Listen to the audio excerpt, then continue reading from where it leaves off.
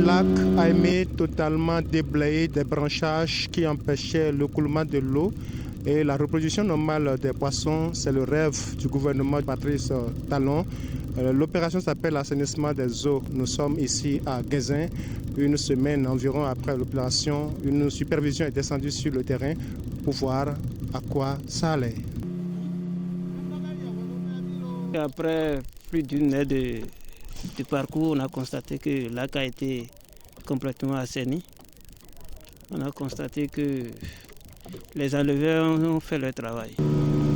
Et déjà, des pêcheurs ressentent les retombées de l'opération. Nous sommes très contents parce que l'assainissement du lac a permis la venue de certains poissons depuis la mer. Que plus jamais ces engins prohibés ne reviennent encombrer le lac. Pour ce qui concerne la présence de ces pêcheurs et de quelques bois implantés ça et là sur le lac, le directeur départemental de l'agriculture, de l'élevage et de la pêche du Mono explique. La pêche n'est pas interdite. C'est l'usage des engins prohibés qui est interdit. Donc les gens mènent normalement les activités avec les engins, les filets autorisés. Ce n'est pas qu'ils déguerpissent, qui vivent normalement, mais en utilisant que les engins autorisés. Quelques pieux qui persistent, il y a des gens qui viennent attacher les pirogues. Il y a aussi des lieux un peu sacrés. Il faut du temps pour démanteler tout ça.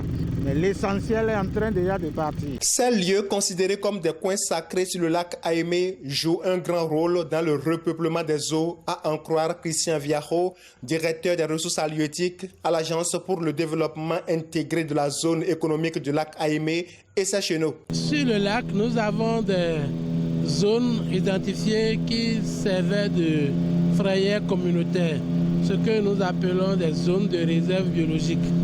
Et ces zones ont été matérialisées par certaines pêches que nous appelons avliketeti. Le but de ces zones, c'est d'assurer le repeuplement des plans d'eau.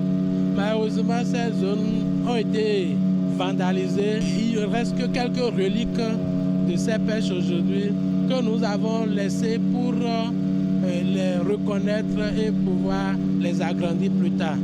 Et ce que nous avons vu, c'est des frayères endogènes.